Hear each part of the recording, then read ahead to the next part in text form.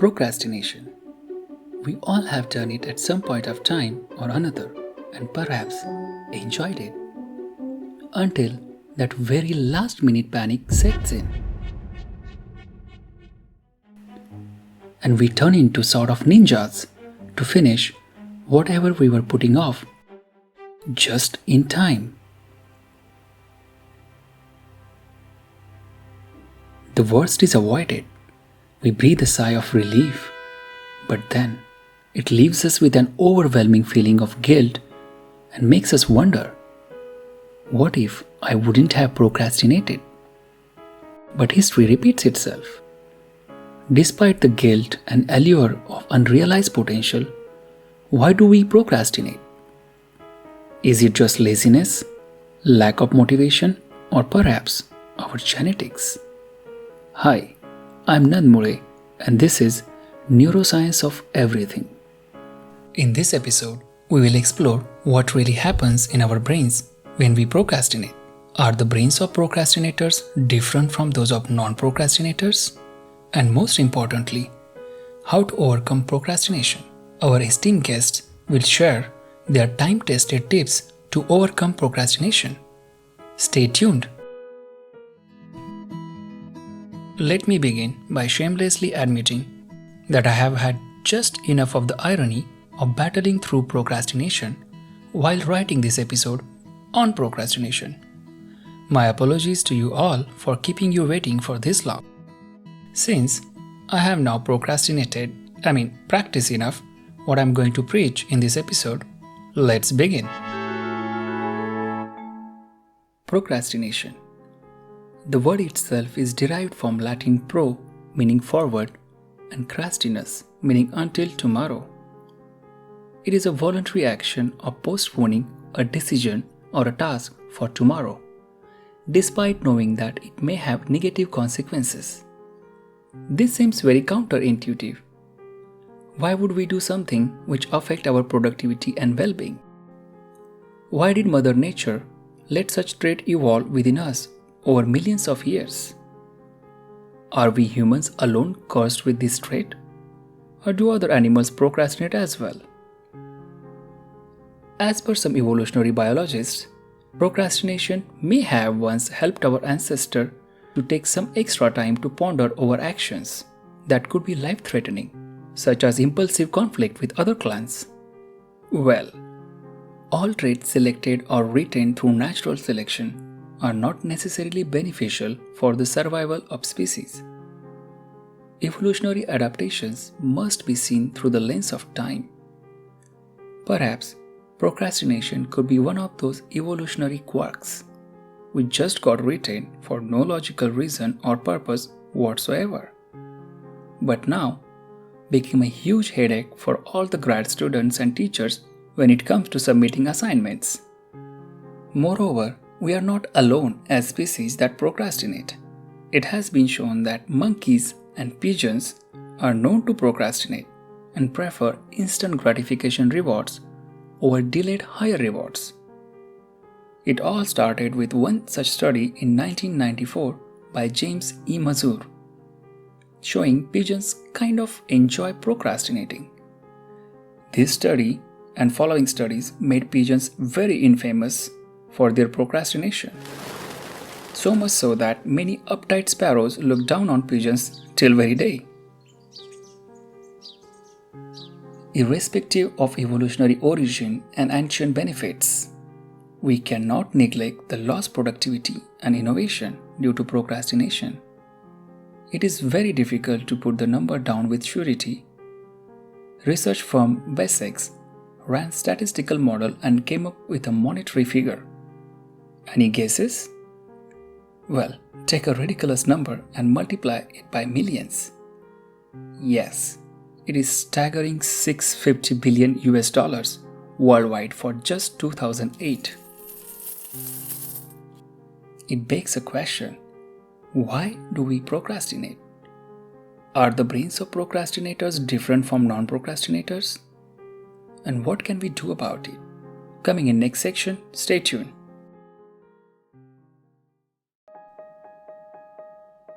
In this section, we try to answer question: do the procrastinators amongst us have different brains than non-procrastinators?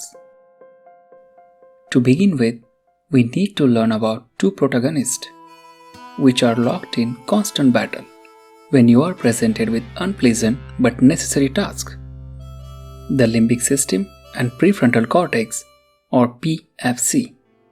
The limbic system is a part of brain that processes emotions and focuses more on short-term survival tricks, such as pulling your hands off the flame so you don't end up burnt, or jump into a river full of flesh-thirsty crocodiles. The good and bad things about limbic system is its automaticity. You have very little control over it. Its automaticity serves you well when you are faced with survival threats, but not so well when you are presented with unpleasant or boring assignments. It always seeks fun and easy things, which would make you happier at that moment. However, the PFC is more recently evolved part of the brain that acts as a Mr. Executive Planner of your brain, and which accounts for past experiences, future predictions, and meticulously plans a course of action. Now, when you are presented with a boring assignment with a deadline of few days, PFC, like a good boy, starts planning the task in the best way possible, allocating enough time for all the steps. But limbic system, on other hand, entices you with millions of wonderful ideas per minute to have fun. It convinces you that you kinda deserve to have a little bit of fun before you do all that hard work or boring assignment. And come on, you have plenty of time to do it. At some point of time, you give in to the temptation of watching that one YouTube video or perhaps one little tiny weeny nap. Like potato chips, no one can have just one, and you end up watching 56 YouTube videos on how to increase productivity. Or wake up abruptly after a 2-hour-long nap, completely disoriented and wondering if you are still on Mars. All that while PFC is worried sick about your impending deadline. You think you are having fun, but PFC keeps being a spoilsport by reminding you of the deadline. PFC keeps nudging you, but you won't listen until you suddenly notice that the deadline is here. And you finish the assignment like a hero who is cursed with guilt and anxiety. At times, it seems like one cannot not procrastinate, as if we are hardwired to do so. But are we? Lots of studies were carried out to answer this question, whether procrastinators have some faults in their constellation of the brain circuits. Earlier studies showed that habitual procrastinators have had a bigger volume of the amygdala, a part of the limbic system responsible for fear processing. Researchers found a positive correlation between the volume of amygdala and the tendency of procrastinators to be afraid of negative outcomes and thus procrastinating the task altogether. A study by Zhang and colleagues went one step further. They not only observed the structural differences but also analyzed for how the brain regions are functionally connected. They used something called fMRI, functional magnetic resonance imaging. Using fMRI scans, they found that several parts of PFCs are not as efficiently connected in procrastinators and thus fail to exhibit control of PFC on default mode neural activity. Although it is correlational, researchers suggested that this study could be used as a stepping stone to cure procrastination one day. There are structural and possibly functional differences between the brains of procrastinators and non-procrastinators. But where did these differences come from? In the own words of the great philosopher of our time, Lady Gaga, are we born this way? A link for the song Born This Way is included in the description. Indeed, Based on a study that derived its data from questionnaire resulted from 663 individuals, 46% can actually blame their parents for inheriting genes, which increases the likelihood of procrastination. It is very enticing to blame it all on your parents for you being such a procrastinator. But before you start blaming your parents for it, keep in mind, this study is by no means perfect. Besides, the environment contributes equally, if not more, than genetics. I have heard rumors that the raging nature versus nurture debate gives many geneticists sleepless nights. Luckily, I am a neuroscientist who takes his sleep very seriously.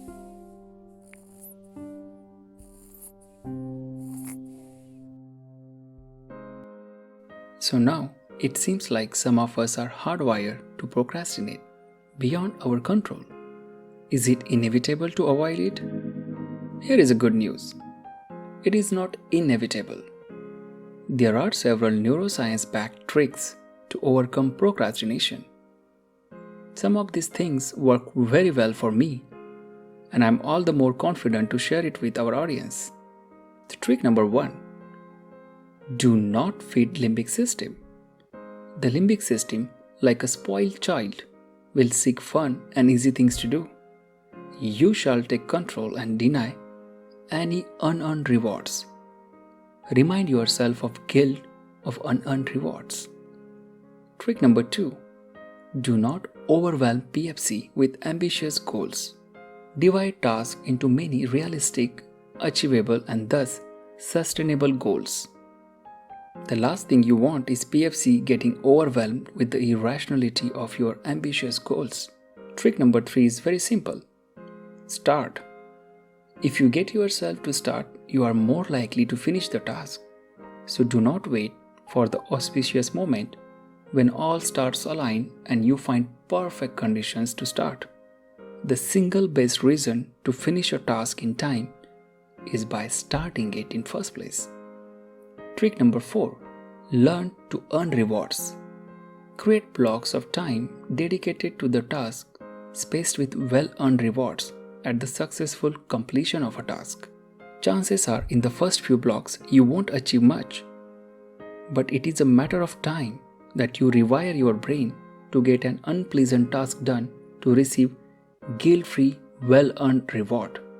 The last but not least is minimize distraction and never ever multitask.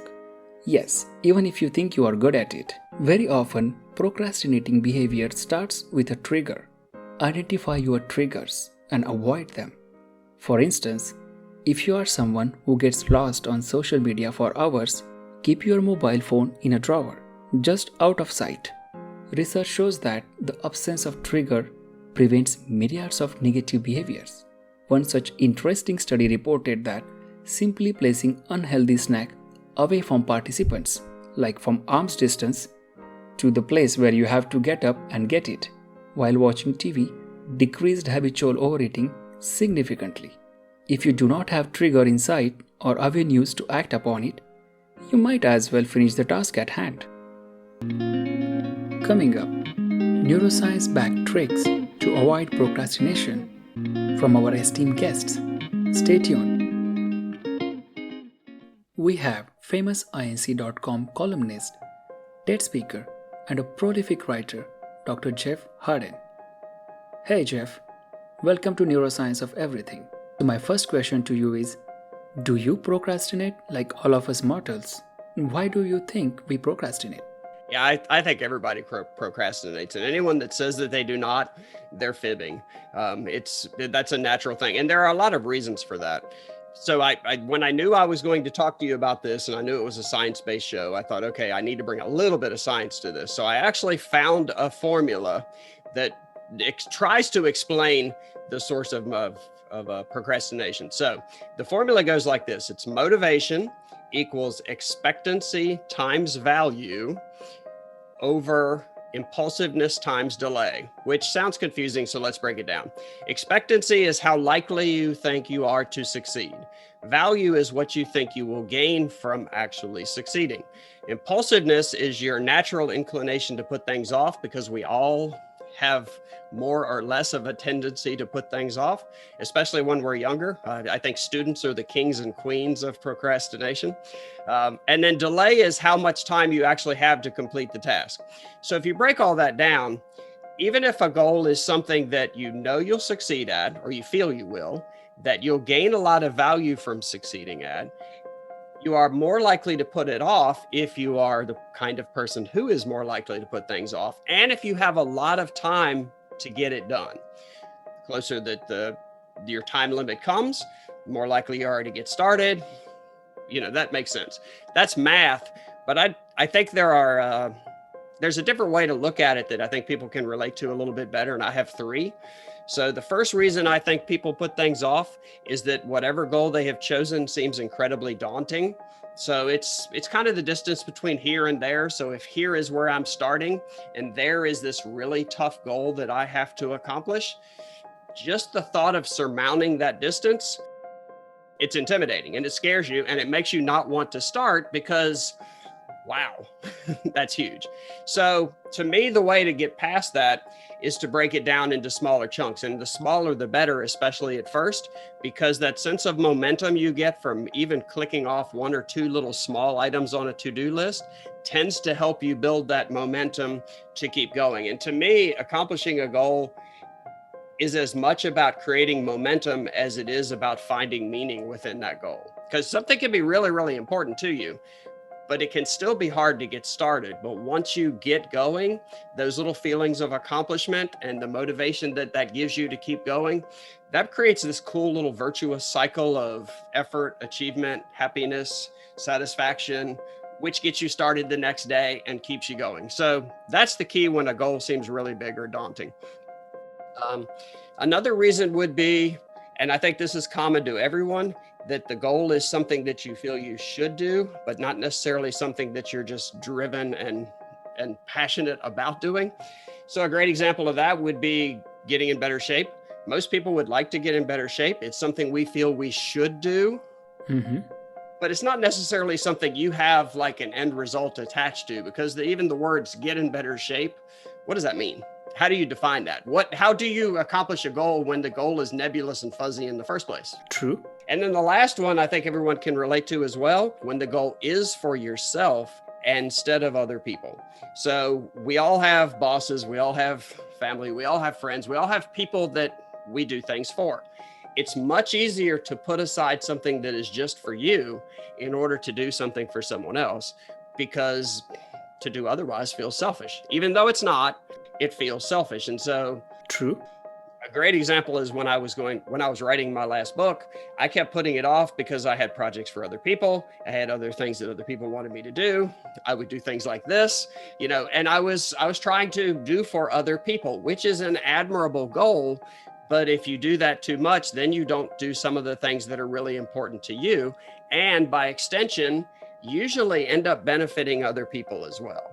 And so the key is to every once in a while take a step back and say, trying to accomplish something that's quote unquote for myself isn't selfish. It's all part of making me a better person, making me more fulfilled, making me happier, which by extension benefits the people around you and makes everyone around you's life a little better as well. Those are probably the three biggest reasons. Thanks, Jeff. It is quite interesting and mathematically meticulous approach, yet very relatable and understandable. By the way, I highly recommend reading Jeff's inc.com article on the same topic. Now that we know why we procrastinate, what one should do to avoid it. And the trick is just to take a step back and say, okay, those things exist.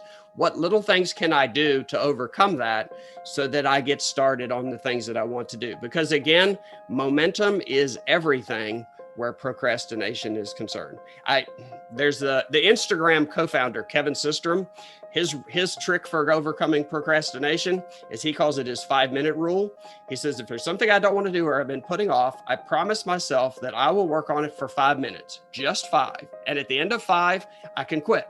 I can stop if I don't want to do it anymore. But invariably, once you start, then you get past all that emotional stuff like, wow, this is going to be too hard. Wow, I don't know how to start. Wow, I'll never finish it. Wow, all of those things kind of go away because now you're in motion. And like he says, once he starts, he never stops at the end of 5 minutes. And I've tried that, and I never do either. So if you need to find little tricks that just get you going, once you get going, you realize it's not as hard, it's not as challenging, it's not as daunting, it's not as scary. And then the little successes that you experience will keep you going. Very well put, Jeff. So we should really just starting those daunting tasks. You are an author of Motivation Myth. What role does motivation plays in procrastination? Sure, but I think of motivation a little differently than most people do. I think most people think of motivation as something that you get from outside of yourself, whether it's this lightning bolt of, oh my gosh, I found my passion and purpose and I know what I want to do the rest of my life, or whether it's just a coach or a mentor or people that encourage you or accountability buddies or all of those other things seem to be what people look for. And I think motivation actually isn't something that you get or even like dream up on your own. It's something you create through that process of effort, a little success that makes you feel good, that makes you feel happy, that gives you just enough motivation to get up tomorrow and do whatever else it is you do and create that cycle. So to me, motivation is something you create through the action and the effort of striving towards something. And so that goes back again to my point of you just have to get started. And if you can find a way, like you said, to trick yourself into getting started, and then you put in the work and the effort to actually have some successes, however small, and enjoy those successes and say, wow, I may not be where I want to go, but I've taken a little tiny step and I'm closer. That will give you the motivation to keep you going. So to conclude, based on your research, give us best tips you would advocate to our audience. The first thing would be that you have to trick yourself to get started. The second thing is that if it is something that you say you want to do, you have said to yourself or to other people or whatever that you say you want to do, then if you can't promise yourself and commit to doing it for 2 weeks, whatever it may be. Let's say you want to run a marathon. If you can't commit to training, even if it's only running a mile a day or whatever gets you started, if you can't commit to doing that for 2 weeks, then you really don't want to accomplish the goal in the first place. And that's okay. Let it go. Because I think what happens to a lot of people is they have like 20 items on their list and they think they want to accomplish them all. You can't do 20 hard things simultaneously. Nobody can. Get down to the 2 or 3 things, or maybe just one, that you say to yourself, you know what? I will do that for 2 weeks. I'll give it 2 weeks. I'll see how it goes. I won't stop. I won't evaluate. I won't second guess. I'm going to do 2 weeks. And at that point, I will look at it and say, is this working? Am I making progress? Is it really something that I want to do? And invariably, when you get to that point, you will say yes, because you will have improved some, and improving feels good. We like to do things that we're good at. Even if you didn't like it at first, if you become good at it, you will find that you like it because it feels good to be good at things. It feels satisfying. You look in the mirror and say, wow, I'm good at this, or I'm better at this. And so those things are really important, but you can't get that feeling unless you give it enough time to actually improve a little bit. So my 2-week rule, I think, is really important. And it helps you sift through those goals that you think you want, but you don't really want. And then my last point to this is whatever your goal is, it's fine to want the goal, but what you really have to want are the things you have to do in order to accomplish that goal and do the work. If you want to write a book, goal is to have that in your hand with your name on it. And that seems really fun. But what you actually have to do is sit down every day and slog your way through and deal with the pain and the discomfort and the frustration of writing every day. You have to want the process. To go all the way back to the beginning of your question, part of the problem is that people have way too many goals and they think they should be working on them all at once. And that's not possible if they're hard goals. So sift through it and find the ones that either make the most impact or that seem the most fulfilling, or whatever criteria you want to apply, because you get to choose how to define success. Nobody does that for you. You do it yourself. Figure out the goals that get you there, one or two, and work hard on those. And then when you accomplish that, you can move on to other things. And that's half the fun of life, is to be what I call a serial achiever, which is, I accomplished this. That's cool. I put it in my pocket. I may not ever do it again, but I've got it. And I bring all the lessons I learned from doing it with me to the next pursuit, and the next, and the next, and the next. Thanks, Jeff. We really appreciate your time. Take care and stay safe. Awesome. You're welcome. It was nice to meet you.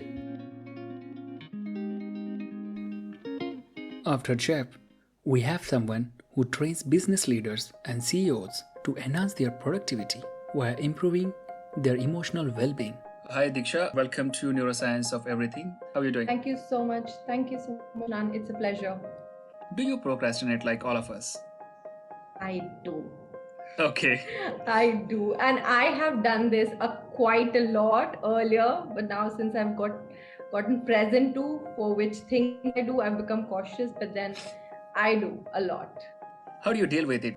So like I said earlier, I was a big procrastinator, and the thing that would take me 1 hour to do, I would really drag it down to 2 days, 3 days, and get complete unless it becomes an emergency.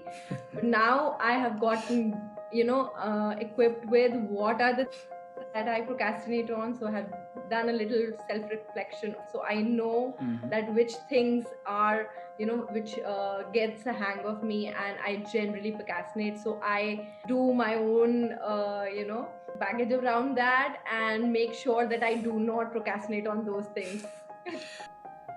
Do you have clients who, despite being at leadership position, suffer from procrastination? Yes, to our surprise, they also tend to procrastinate. And as a human tendency, we generally procrastinate on the things that we find either they are not so important or they are seem difficult to us. How do you deal with these corporate leaders and their procrastination? We act out of when it is urgent or it's an emergency. And same goes with the leaders in the corporates, that when there is a deadline, then they will start working closely for that to complete. Yeah. So what we use with them is, since they are in a habit of scheduling things, we give fake emergencies. We create fake emergencies with them, and which enables them to work on that area and complete that. Would you like to share any personalized tips? Yeah. So one tip that has really worked for me and for my clients is anything that we want to procrastinate on, there is something we intend to do, we have to do. And then before we start doing it, there are thoughts that come up. And not right now. Right now I'm very busy. This is not right now. Other things are more important for me.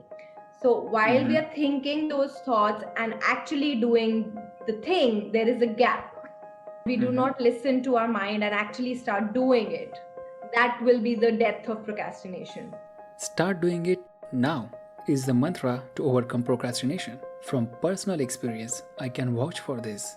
One take-home message, the one tip you want to give to avoid or minimize procrastination, what it would be? Stop listening to your head and do it now.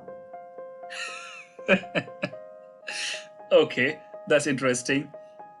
So do it now is the tip you're gonna give. Perhaps they should not entirely stop listening to their head, but do it now. Yes. Perfect. Yes. Thank you so much, and really appreciate your time. Lovely talking to you. Coming next, is procrastination all that bad? Or there are some benefits of procrastination as well?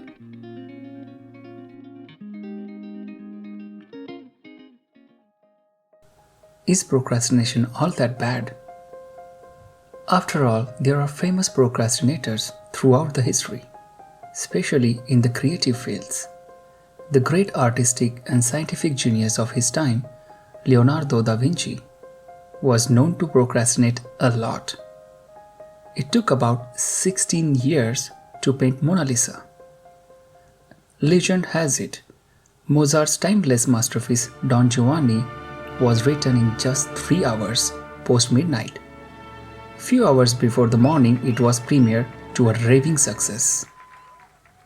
Many modern day artists claim that putting off the task until last minute helped them focus better or somehow bring best out of them. We have famous Hungarian pianist with us, Miss Yvette Janjoshi. She is well known for her creative interpretations of old classics, such as Chopin Nocturnes, one of my personal favorites. Yvette, welcome to Neuroscience of Everything. It's my pleasure to be your guest. So, the same question I asked all our guests. Do you procrastinate? Yes, sometimes I do procrastinate. And I have to admit that occasionally I do it consciously. It's quite a risky thing to do. But I agree with the Nietzschean saying, live dangerously. That's a good one. So, many artists claim leaving things for the last minute fuels their creativity. What's your personal experience? Do you think it makes your music better? Well, I give concerts. I would like to play as I'm improvising in that certain moment. Because I believe the purpose of music is recreation. We have to make the music alive again. And if the artist is too well prepared, there is a danger of playing mechanically. And I've always wanted to avoid that in my life. There must be a certain inspiration of the moment, a certain freshness.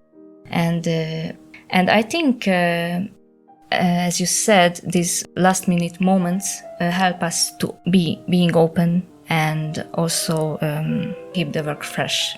Okay, so you belong to Mozart school of thought, huh? If I understand correctly, keeping it open until last minute somehow keeps your piece or the concert you're gonna give fresh. Definitely. I think there is a strong link between creativity and procrastination.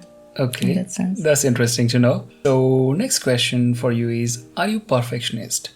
And being perfectionist makes this procrastination almost inevitable?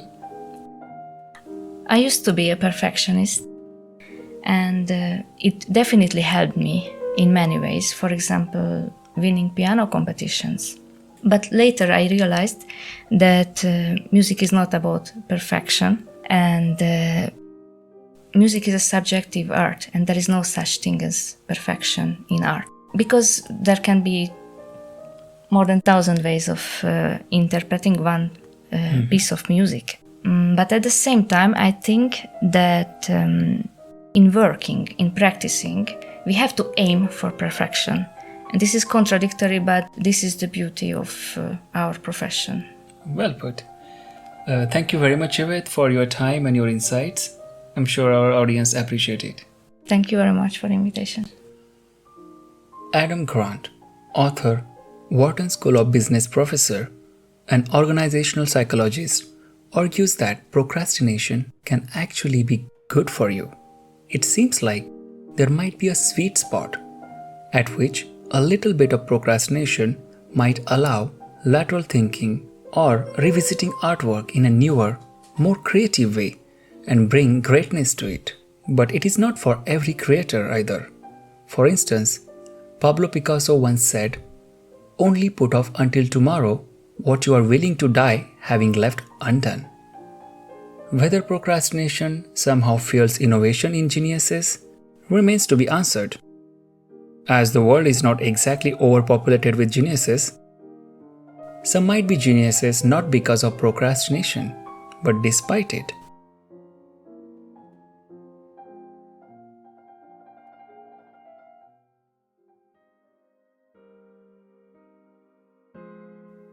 To conclude, except for some creative pursuits, procrastination affects our behavior and productivity negatively.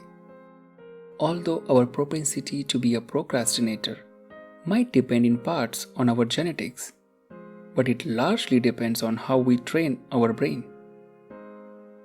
We usually do not suffer the brunt of procrastinating because the tasks we are mindful of procrastinating are the ones that have deadlines.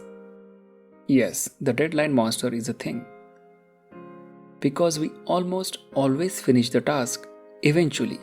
Maybe not the best of our abilities, but eventually. It makes us procrastinate even more the next time. What we do not realize is many important things in our lives simply don't have deadlines. For example, to work on your startup, learning that sexy Francais, working on your mind, body, relationships. None of these things have any deadlines. And every day you put them off mindlessly, it leads to long-term dissatisfaction, unhappiness, and regrets. Long-term habitual procrastination might be robbing you of something even more precious than you are mindful of. Every day when you choose to procrastinate, you miss an opportunity to be the person you could have been. And the worst part of all it, the world and you would never find out what they are missing. I would like to conclude this episode with a cautious reminder of our own mortality. We are slowly but constantly moving towards our inevitable demises. Being conscious of mortality is the biggest relief and the greatest motivation to do or not to do something. As Cobb from the movie Inception says to Saito, "Don't you want to take a leap of faith or become an old man filled with regret, waiting to die alone? Don't procrastinate. Take a leap of faith. Do not be a spectator in your own life, but lead it to wherever you want it to."